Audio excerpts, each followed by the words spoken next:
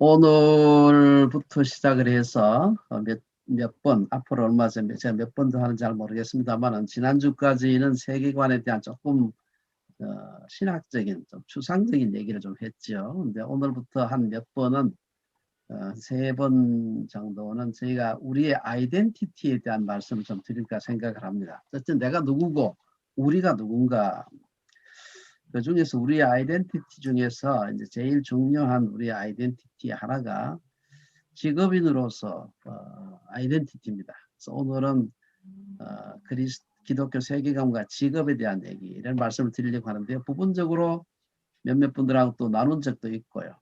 또 안 나누지 않은 내용도 있고 그렇습니다. 근데 이제 오늘 또 새로 오신 분들도 있고 하니까 제가 한번 오늘 어떤 의미에서 CBMC의 가장 중요한 아이덴티티 하나가 직업인인데요. 뭐 기업가도 직업인이니까 그 말씀을 함께 좀 나누도록 하겠습니다.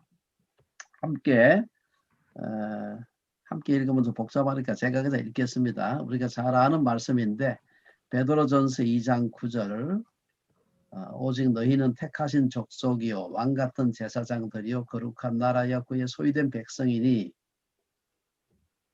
하나님 백성이 된 이유가 뭐냐? 이는 너희를 어두운 데서 불러내어 그의 기이한 빛에 들어가게 하신 자의 아름다운 덕을 선전하게 하려 하심이라.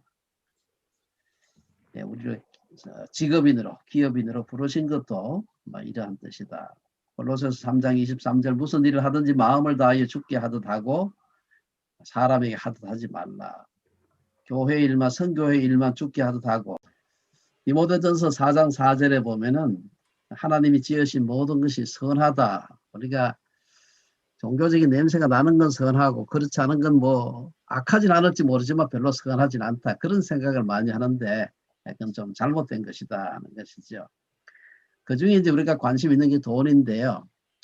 특히 그 그리스도인들 사이에 돈에 대한 이중적 태도가 굉장히 심각합니다. 세계관 운동하는 사람들에게 있어서 아주 핵심적인 그런 사안입니다. 왜냐하면 우리가 돈이 우리의 삶에 너무 중요한 요소이기 때문에. 그래서 목회자나 선교사 등 소위 거룩한 일에 종사한다는 사람들은 돈에 대해서 모르면 모를수록 더 거룩한 것처럼 생각하는 경우가 많고 또 교인들은 목회자들이 돈에 대해서 또 나아가서 세상 물정을 너무 많이 알면 저 사람 좀 소위 말하는 영빨이 떨어지는 게 아닌가 그렇게 생각하는 사람들이 있습니다. 근데 성경을 가만히 보게 되면은 돈이나 돈 버는 일과 관련된 구절이 너무나 많습니다. 그리고 그런 책들도 많고 예수님의 그 많은 비유들도 돈과 관련된 겁니다. 사실 대부분이 다 돈과 관련된 거예요. 왜 우리가 그렇게 돈에 대해서 이중적인 잣대를 갖게 되었을까? 어떤 의미에서 위선적인 잣대죠. 거기에는 역사적인 이유도 있습니다. 첫째, 우리가 제일 그 중요한 인물 중에 한 사람이 5세기에 우리 기독교 참 큰 어른이죠. 어거스틴입니다. 이분은 현재 이 세상에서 삶이라고 하는 것은 영원한 삶을 준비하는 학교에 불과하다. 이분이 그 했던 유명한 그 예화가 바로 길가 여관 비유입니다. 현세의 삶은 단지 길 옆의 여관에 지나지 않는다. 뭐 물으려는 목적이 아니라 그것을 뒤로 하고 떠나려는 목적으로 여관을 이용하라. 여관에 들어가서 하룻밤 자고 우리가 떠나야 되는데 막 거기 가서 하룻밤 자면서 벽지 고치고 뭐 바닥 고치고 수족관 갖다 놓고 그렇게 하지 않죠. 이게 세상은 아무런 가치가 없다 이렇게 생각한 겁니다. 그래서 이분은 활동적인 삶, 라틴어로 비타 악티바 하고 관조적인 삶, 비타 컨템플라티바 이렇게 나누어 가지고 흔히 말하는 요새 거룩한 일처럼 보이는 선교적인 일이나 뭐 목회 일이나 이런 것은 관조적인 삶에 해당하고 사업하고 무슨 직장 생활을 하는 것은 이건 활동적인 삶에 포함하는데 둘 다 귀하긴 하지만 그래도 후자가 더 고상하고 거룩하다. 뭐 이런 식으로 얘기를 했습니다. 여기서 지난 1500년, 1600년 가까이 이런 전통 속에 우리가 살아온 거예요. 그걸 잘 이어받았던 사람 중에 한 사람이 소위 가톨릭 신학의 대부라고 할 수 있는 아퀴나스입니다. 제가 따로 하진 않겠습니다만은 결국은 가장 고상한 소명, 보케이션, 콜링은 사제나 수도사 등 성직자가 되는 것이다. 그럼 세상의 일은 뭐하냐? 그것은 소명은 없고 다만 거룩한 소명을 받은 사람들을 물질적으로 서포트하는 가치밖에 없다. 그래서 노동은 신앙과는 아무런 상관이 없는 세속적 의무, 그거 하지 않으면 먹고 못 사니까 그거 해서 거룩한 일을 하는 사람 잘 연보해서 헌금해서 서포트하라. 이게 사실은 오늘날의 문제만 아닙니다. 우리 교회사에 보면 초대교회 때부터 내려온 아주 잘못된 비성경적인 그런 사상인데요. 초대교회의 이단 중에 제일 무서운 이단이 뭔가 영지주의 이단입니다. 영지주의 하는 것도 뭐 영지버섯인 줄 아는데 그렇지 않고요. 영지주의는 아주 나쁜 히랍 계열의 그런 이단입니다. 거기서 나온 이단 중에 하나가 가현설 이단이 있어요. 가짜 제가 일부러 제가 그 한자로 써놨는데 가짜입니다. 그렇죠. 거짓 가짜, 현자, 나타날 현자, 가현설, 가짜로 드러난 듯이 보이는 이론이 이게 가현설인데 요 이단 이론이에요. 뭔가 하면은 물질적인 것은 아주 그건 아무런 하자는 것이다. 정말 거룩한 것은 묵상하고 새벽기도하고 큐티하고 이런 게 거룩하지. 비즈니스 현장에 가서 돈 벌고 이거는 별로 거룩한 게 아니야.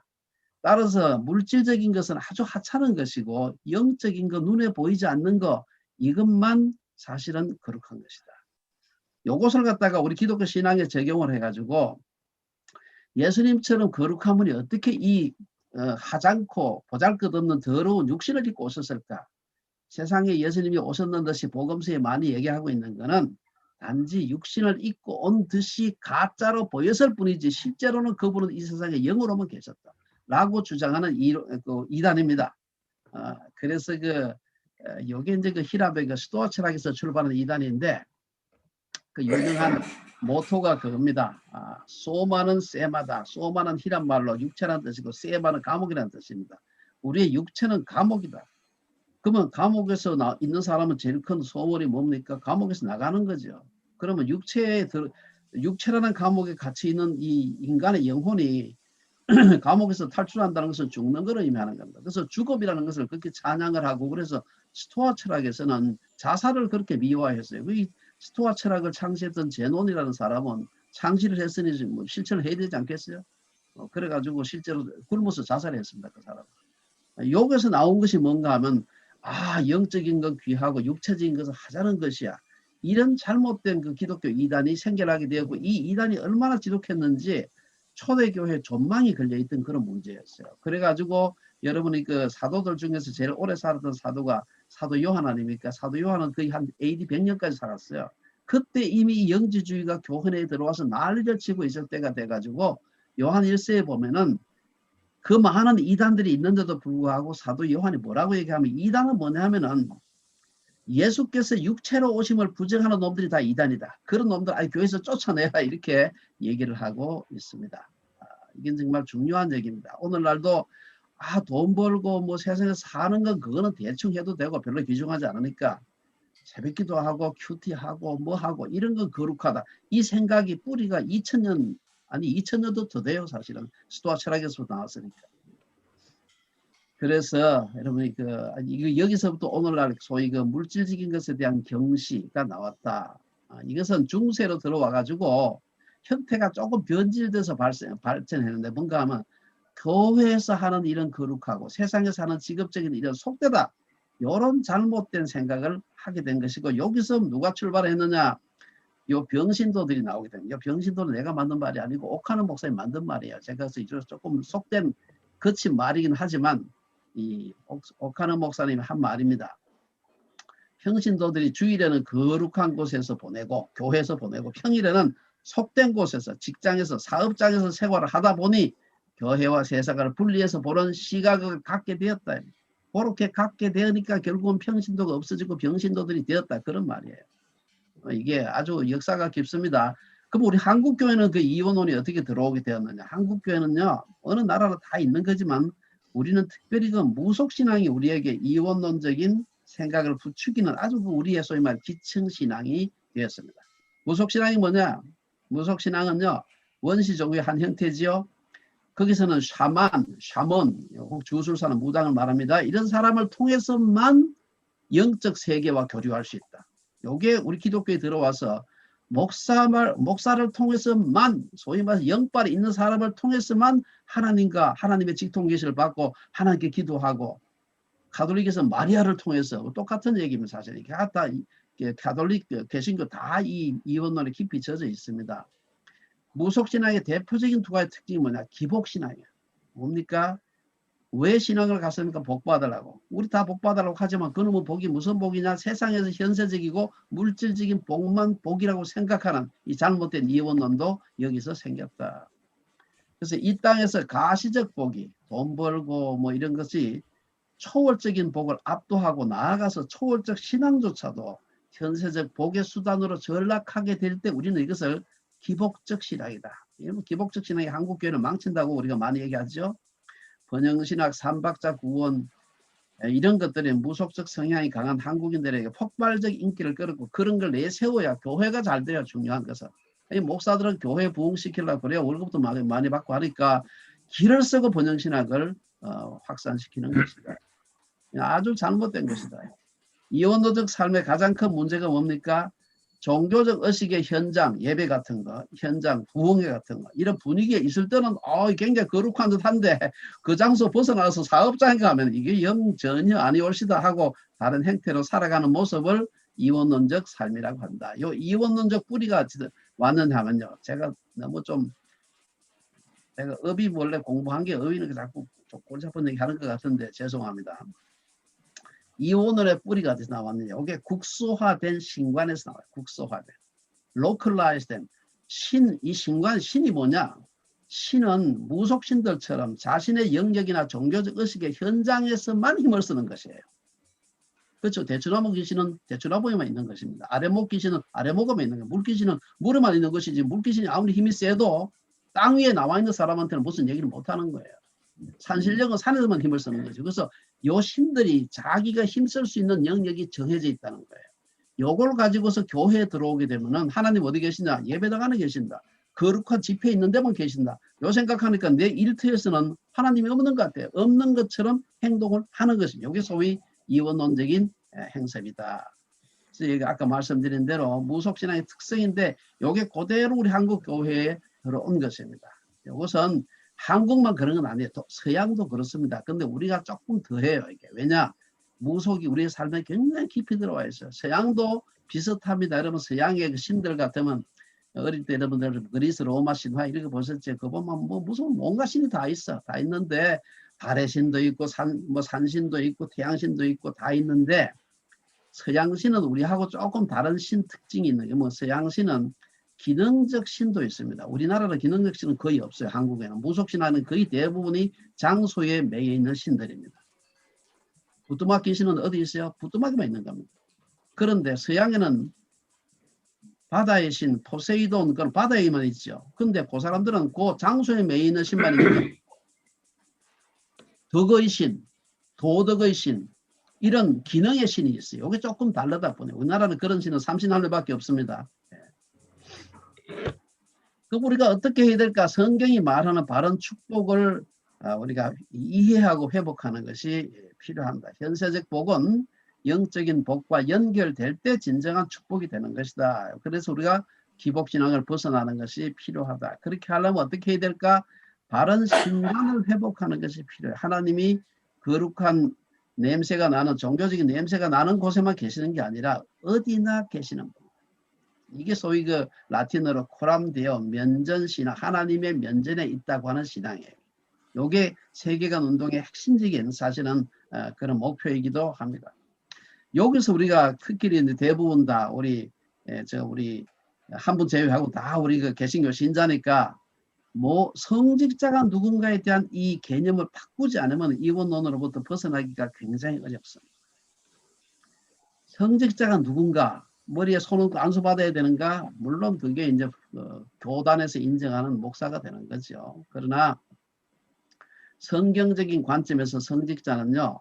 예수 그리스도를 영접한 모든 사람들은 다 거룩한 소명자라고. 제가 성경 구절 주르륵 적어놨습니다. 사도 바울이 기도할 편지할 때 사도와 성도로 부름을 받은 너희에게 편지한다. 사도는 없어요. 저는 성도밖에 없는 겁니다. 목사도 성도고 장로도 성도고 다 성도예요. 성도 중에서 어떤 사람은 필요를 위해서 교회라는 게 조직이니까 조직을 운영하는 리더가 있어야 됩니다. 그래서 세운 것이지 그게 무슨 영빨이 더 있고 더 거룩해서가 아니라는 사실을 꼭 기억을 해야 됩니다.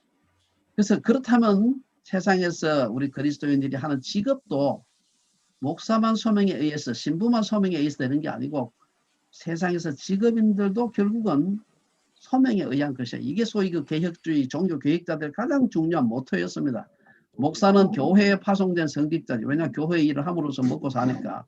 평신도는 세상에 나가서 자기 직업적인 일을 함으로써 먹고 사는 성직자입니다. 성직자여야 하고 성직자라고 하는 사실을 기억하는 것이 굉장히 중요합니다.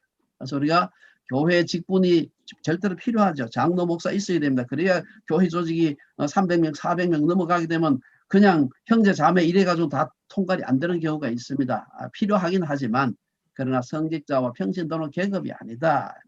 성경에 보면 평신도란 말은 그 레이어티란 말 자체가 별로 좋은 의미가 아니에요. 그래서 여러분들은 우리가 가능한 평신도란 말은 안 쓰는 게 좋습니다. 성경에서 말하는 노동이 얼마나 중요한가. 제가 시간이 지금 많이 남지 않은 것 같은데, 그러면 우리가 소위 날마다 우리 나가서 일을 하잖아요. 또 어떤 분들은 지금은 많은 분들은 또 은퇴도 하셨지만 그래도 우리가 꼭 돈 받고 하는 일만 일이 아니에요. 성경이 말하는 노동이라고 하는 것은요, 사실은 그 노동은 수고로로 움직일 동자입니다. 수고롭게 움직이는 것이지요. 그래서 노동하다가 중간에 뭡니까 족구하고 이런 거는 노동이란 거예요. 즐겁게 하기 때문에 수고롭게 하는 일만 노동입니다. 이게. 노동의 현장에서 우리가 살아갈 수밖에 없는 사람들인데 노동은 뭔가 가장 오래된 개념은 노동은 저주다. 내가 이거 먹고 살기만 하면 이 짓 안 할 텐데 하면서 하는 노동. 이건 저주입니다. 이거는. 그 전통은 그리스 사상으로부터 이방 사상에서 출발했어요. 마르크스도 그렇게 했습니다. 불교, 힌두교, 유교, 노장 사상 다 노동을 전시했어요. 우리나라 신분제도, 산업공상 다 마찬가지입니다. 성경은 그런데 그렇지 않아요. 아주 게으른 자들에 대한 경고가 신구약 곳곳에 나오고 있습니다. 이 일 자체가 거룩하다고 보는 거예요. 특히 종교개혁자들은 직업이라고 하는 것은 하나님의 창조 법칙이고 명령이다. 제가 이 다 설명하지 않겠습니다. 에덴에도 노동이 있었어요. 문화명령이죠. 2장 15절 뭐라고 얘기합니까? 에덴을 잘 경작하고 가꾸라. 일해야 되지. 경작하지. 일하지 않고 경작이 되나요? 그게. 창세기 1장 28절 생육하고 번성하여 땅에 충만하라. 땅을 정복하라. 땅을 다스리라. 그렇게 하면 일해야 되죠. 창세기 3장의 그 타락 얘기가 나오는데 타락되기 이전에 2장에도 창세기 1장에도 노동이라는 명령이 있는 것입니다. 그래서 여러분들 노동은 인간의 타락으로 인해서 생긴 것이 아니다. 창조 법칙에 들어가는 것이다.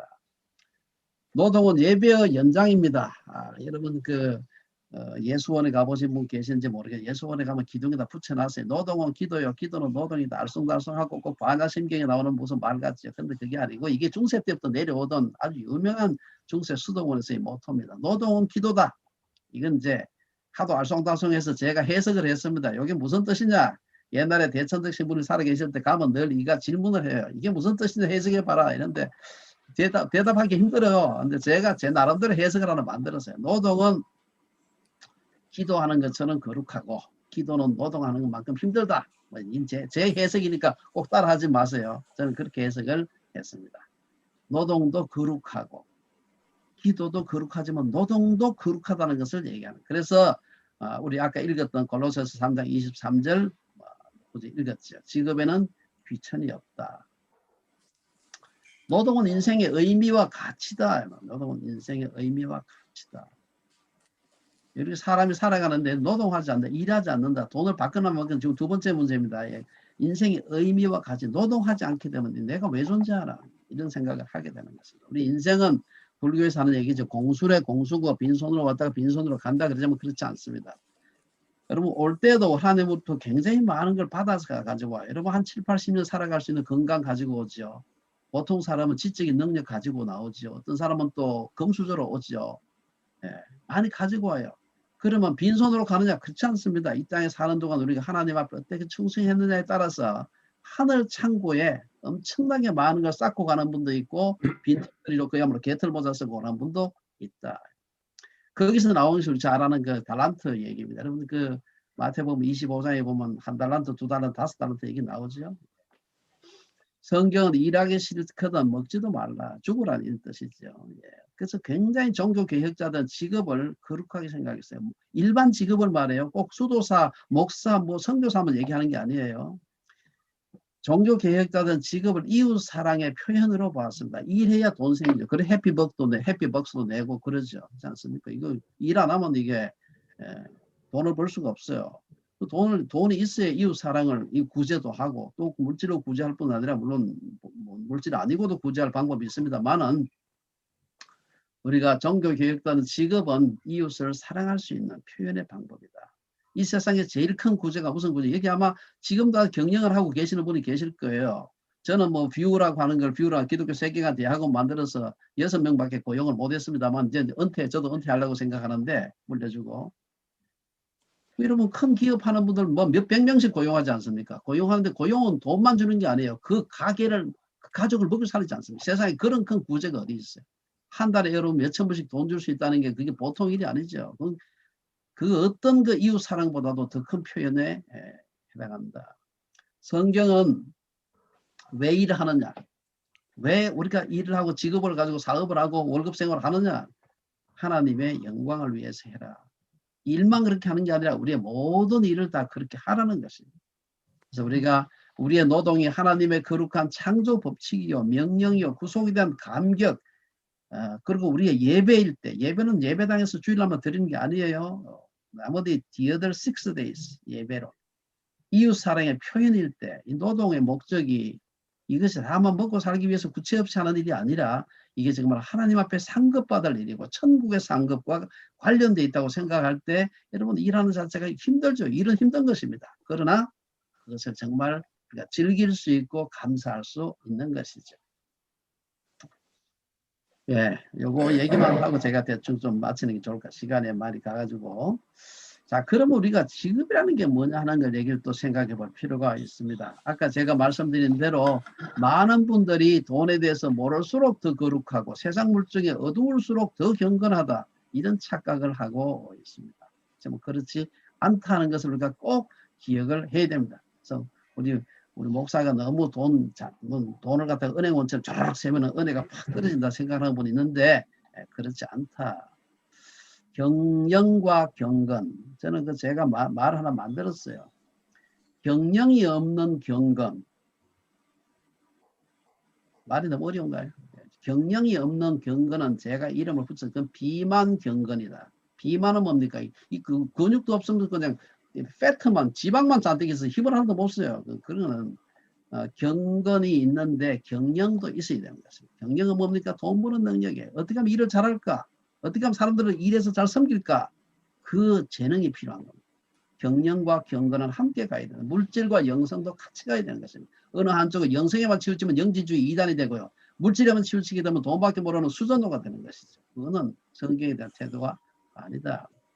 또 사람들이 생각하다 보면 자원봉사는 그래도 일을 해도 거룩하긴 한데 아마 지금 은퇴하신 분들은 자원봉사를 저도 자원봉사 많이 하고 있습니다. 있는데 그럼 자원봉사는 거룩한가? 돈 받는 유급봉사는 거룩하지 않은가? 저는 직업생활을 갖다가 유급봉사라고 이건 제가 이름을 붙였어요. 직업은요 그냥 직업이 아니고 유급봉사입니다. 돈 안 받으면 자원봉사, 돈 받으면 유급봉사. 유급봉사도 거룩한 것입니다. 자원봉사 해봐야 주당 자원봉사자 주당 10시간 이상 하기 어렵습니다. 직업으로 해야 일주일에 40시간 일을 하죠. 그래서 자원봉사 가지고 할 수 있는 일은 굉장히 제한되어 있습니다. 여러분 생각해 보세요. 국방의 의무 자원봉사가 됩니까? 경찰, 소방관, 교사 안 되죠. 자원봉사 한계가 있습니다. 유급봉사, 노동은 직업은 유급봉사다. 자원봉사는 의는 크지만 한계가 있습니다. 나라가 돌아가지 못해요. 교회도 저처럼 교회가 좀 우리 대학교회처럼 조그만 교회는 저 혼자 저도 자원봉사하고 있지만 자원봉사가 되지만 그러나 교회가 한 300명, 400명, 500명 넘어가게 되면 경영해야 돼요. 누군가 앉아서 그거 가지고 밥 먹고 사는 사람이 있어야 되는 것입니다. 돈 받으니까 별로 거룩하지 않아? 그렇게 얘기하면 안 되는 것이죠. 유급봉사도 거룩하다. 유무급에 관계없이 그 마음의 동기와 목적이 중요한 것입니다. 섬김이 우선순위라면 돈을 받든 안 받든 거룩하다. 유급봉사도 거룩합니다. 봉사도 그것도 봉사지요. 돈을 받고 일을 해야 수준 있게 다른 사람 섬길 수 있습니다.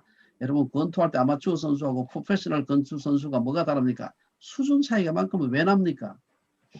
돈 받고 돈을 위해서 일하는 사람은요, 퀄리티가 낮으면 돈이 안 벌려요. 그래서 정말 프로페셔널한 서비스를 한다. 이러면 우주 광고할 때 붙이자. 우리는 프로페셔널한 서비스를 한다. 이게 광고 문구가 되지 않습니까? 봉사의 수준을 높일 수 있고 봉사를 지속할 수 있어요. 한 일주일 하다가 마는 게 아니라 지금 한평생 우리 양영성 장로님 오토바디 샵을 한다.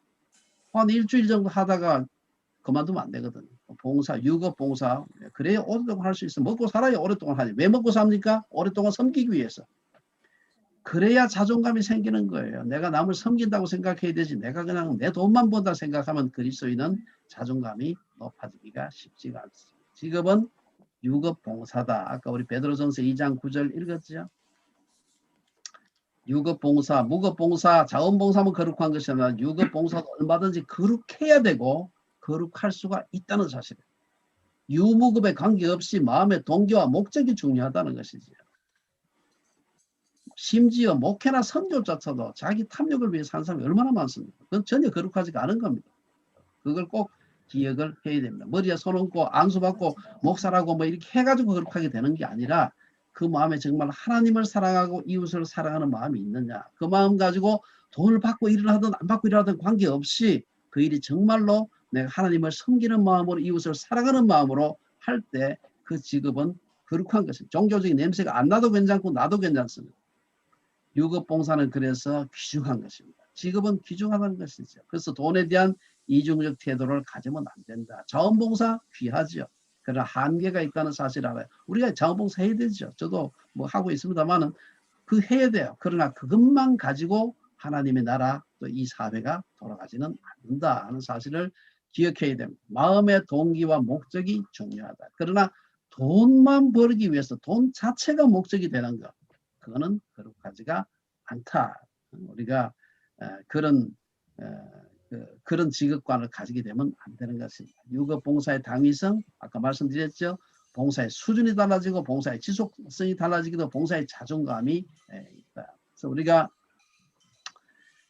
섬김의 이유가 교회에서 교회 일을 섬기든 돈 받고 섬기든 안 받고 섬기든 관계없이 섬김의 이유가 탐욕으로 변질되지 않도록 굉장히 주의해야 됩니다. 처음에는 육체로 시작 안 하죠. 처음에는 성령으로 시작해 거룩하게 하는데 문제는 돈이 생기고 파워가 생기고 사람들 드러나니까 명예욕이 명예심이 생기고 하면은 슬그머니 밑으로 비집고 들어오는 놈이 있어요. 그게 뭡니까? 탐욕입니다. 내 파워, 내 명예, 내 한마디 하니까 꼼짝 못해. 이게 사람을 죽이는 것이죠. 사실. 섬김의 이유가 탐욕, 이기심이 되지 않도록 매우 주의를 해야 돼요. 이거는 회사 할 때도 마찬가지. 회사 처음 시작하고 개업 예배 드릴 때는 주의 나라를 위해서 복음을 위해서 선교를 위해서 막 난리치고 하다가 돈이 잘 벌려. 이래 되면 그때부터 슬그머니 딴 생각하는 거예요. 이 자식들 내가 돈을 그렇게 언급을 하는데도 내 말 안 들어? 이렇게 시작하면 그때부터 망하는 거예요. 사실. 섬김의 자세를 우리가 꼭 가져야 되고 거룩한 제사장적 소명, 내가 돈이 많든 적든 지위가 높든 낮든 재능이 많든 적든 하나님께서 나를 이 재능 주셔서 이 자리에 앉혀서 이 물질 주셔서 하나님의 백성을 섬기고 하나님을 경외하라고 내게 이것을 주셨구나. 내 것이 아니라고 생각해야 겸손할 수 있습니다. 내 거라고 생각하면 아주 힘들어져요. 저는 공부를 업으로 생각하는 사람입니다. 그래서 지가 공부해서 자기가 똑똑해졌으니까 그럼 다 지식이 자기 거겠네. 그렇게 생각하면은 그때부터는 파멸의 길로 들어서는 것입니다. 그래서 우리가 유급 봉사의 의미, 섬김의 질, 섬김의 지속성, 섬김자의 자존감 이런 걸 생각할 때 우리가 정말 우리의 직업이 하나님을 섬기는 또 다른 예배가 되고 섬김의 장소가 된다. 그렇게 되면 이제 자동적으로 여기서 나오는 것이 일터에서 제자도가 나오는 것입니다. 이건 아마 우리 방성기 목사님이나 우리 지난번에 왔던 우리 최영수 목사 같은 분도 다 이런 일을 위해서 가르치는데 일을 하고 있죠. 그렇게 본다면은 사업장은 삶의 중심이지. 예배의 중심이 되고 DTS가 뭔지 모르는 분들은요. DTS는 Discipleship Training School입니다. 제자 훈련 학교의 중심이 됩니다. DTS는 하와이 코나에만 가만 있는 게 아니에요. 이거는 우리의 직업, 우리의 가정, 우리의 일터가 DTS의 중심이 되어야 됩니다. 소명으로서 직업, 목회가 소명이듯이 우리의 모든 직업도 소명이고 소명이어야 하는 것입니다. 꼭 무슨 그저 신학교 갈 때만 삼각산에 올라가 소나무 뿌리 뽑아야 되는 게 아니에요. 선교사나 신학교 지원할 때만 가서 밤새고 뭐 철야기도 하고 뭐 소나무, 요새 소나무 뿌리 막 잘못 뽑으면 그 자원훼손에 걸립니다. 그렇게 하면 안 되고, 우리가 무슨 그 내가 뭘 할까, 무슨 비즈니스를 내가 할까, 어느 쪽으로 직업을 택할까 할 때도 가서 소나무 뿌리 뽑지 말고 흔들고 기도해야 되는 것입니다. 다 거룩한 일을 하려고 하기 때문에. 우리가 목회자들이 목회의 제사장으로 부름받은 것과 같이 성도들이 일터의 제사장으로 부름을 받았다라고 생각해야 되는 것입니다. 그렇지 않게 되면은 우리가 정말로 힘들게 되는 것입니다. 세상에서는 그리스도인답게 사는 성도들, 건강한 직업관을 가진 성도들이 많아야 되고요. 그러면 본인만 행복한 게 아니에요. 그런 사람들이 모인 교회도 건강하고 행복한 것입니다. 제가 마지막으로 제가 그 단어를 하나 만든 것인데, 끌끌파. 이게 사진에 없는 말이에요. 뭔가 하면은 어떤 교회가 건강하고 어떤 성도가 건강한 신앙생활을 하고 있는 것인가. 이제 여기 나이가 이제 다, 뭐 저도 이제 나이가 조금 들었습니다만은 저보다 되게 나이가 연배가 좀 위 분들이 많은데, 나이 한 40대, 한 50대, 40대 정도 됐을 때, 나도 그때, 그러니까 선교사나 갈 걸. 나도 그때 신학교나 갈 걸. 가가지고 그냥 목회나 할 걸. 끌끌 하는 사람이 모인 교회, 그런 교회는 불행한 교회입니다. 하나님께서 내게 주신 은사, 내게 주신 여러 가지 기회를 통해서 나를 부르심의 그 소명의 장소가 어딘지 알고 그 일에 자기 인생을 드릴 수 있다면 우리 인생은 행복한 것입니다. 그게 사람들 앞에 뭐 대단하게 드러나는 일이든 돈을 많이 벌든 뭐 그렇게 조금 초라하게 보이든 관계가 없어요. 내가 기쁘게 할 수 있는 일을 하면서, 우리 목사님은 교회에서 목회하면서 한평생 살듯이 나는 그 일을 하면서 기쁘게 하나님 앞에 왕같은 제사장으로 살아가는 것입니다.